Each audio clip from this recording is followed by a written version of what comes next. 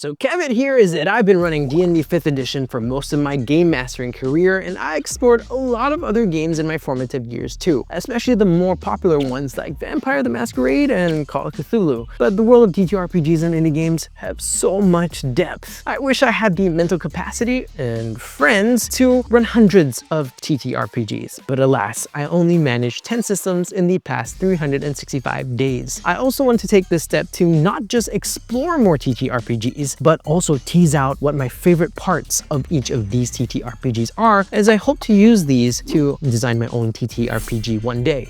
Let's jump straight into each game. Starting off with Dungeons & Dragons 5th edition. By far the game that I've run the most, not just because I like it, but because of what makes it popular. It's relatively accessible. I know, since the OGL scare and whatever has been happening, a lot of people have been jumping onto other games, but hell, most of the people I play with won't even know about the broader world of TTRPGs without playing Dungeons & Dragons 5th edition first, and the countless actual plays that they've watched online. Simple designs like the advantage-disadvantage system, death saves, and D20s are relatively easy to grasp. Now that I've got that big beast out of the way, the second game I want to mention is Eat the Reich. You play as vampires who have a singular goal: to drink all of Hitler's blood. It's designed to be ran over just a few sessions. I finished it in about 3, and it's so fast-paced that players and I didn't even realize that time was passing. The lesson from this game is that we should jump straight into the action. Well, it doesn't always need to be an adrenaline-pumping action scene. Jumping straight into the action could mean going straight to where the drama is, going to the next point of interest as soon as possible. The system in this game is also a simple D6 system where every 4 rolled is a success.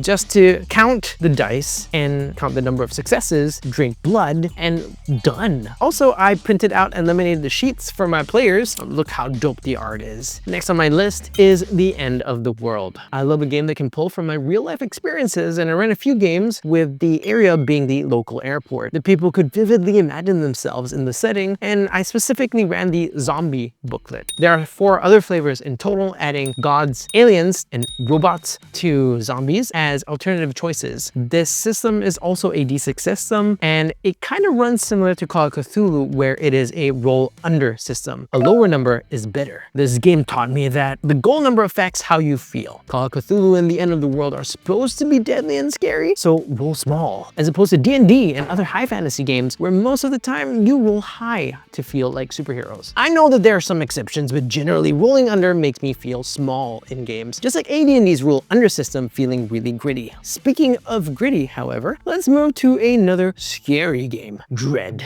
Dread is a horror game that uses Jenga blocks instead of dice to determine successes on actions in the game. What I love about this game is that it emphasizes that your mechanics should facilitate the story. Jenga blocks build stress and tension, coupled with the GM breathing down your neck as the werewolf looms around the corner. What I learned from this game is that the environment maketh the mood. Dim lights, a nice soundtrack, and shaking hands as one pulls the block out of the tower help the players feel like they're in the world. I will run again every Halloween. Since I'm in the world of Dice's games, I want to talk about 2 other Dice's games that I ran, Firebrands and Wander Home. Mobile Frame Zero Firebrands is a romance mech piloting game where the catchphrase is literally fight with your friends, ally with your rivals, and fall in love with your enemies as its catchphrase. Wander Home, on the other hand, is a kind of like reverse D&D, where it's honestly such a cozy game that I have never felt so much peace playing a TTRPG. It's about anthropomorphic animals in a post-war peaceful setting where virtually no evil exists anymore. These 2 systems taught me that the questions asked and paths taken are way more important than the dice rolled. Dice and Jenga towers are there to facilitate uncertainty that increase the tension from already interesting questions and situations that your players are in.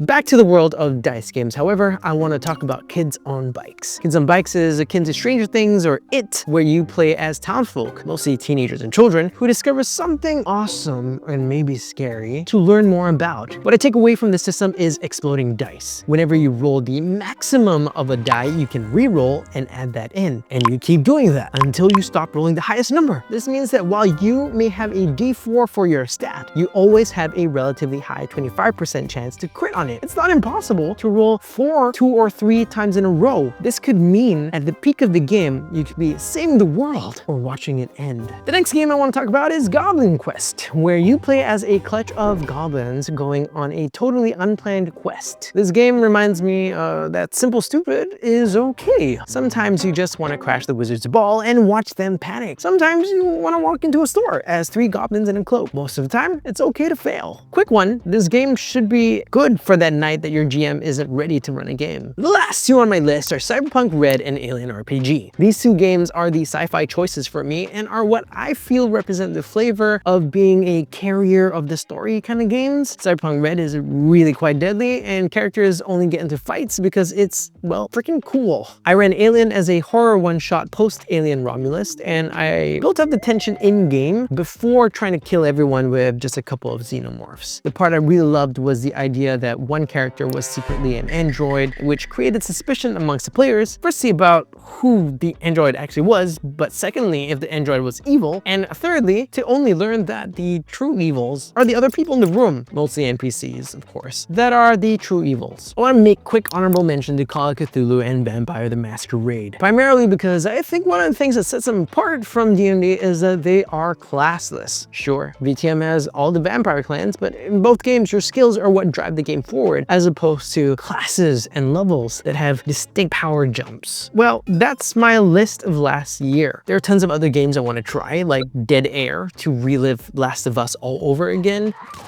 Deathmatch Island because, well, I just binged Squid Games 2, and Fabula Ultima to relive my JRPG roots. Someone recommended that I also try out Slug Blaster, Mothership, and A Rasp of Sand, and I believe that this list ain't running out anytime soon. I'm doing all this because for this year, I really want to make and release a TTRPG. I'd like you to follow along if you'd have me, and we can talk about mechanics and flavor and make stories together. I have a list of all the games mentioned in the doobly-doo down below and of all the games I want to try this year. If you have any recommendations, please leave them in the comments down below, and don't forget, who's awesome? You're awesome. Have a great week ahead.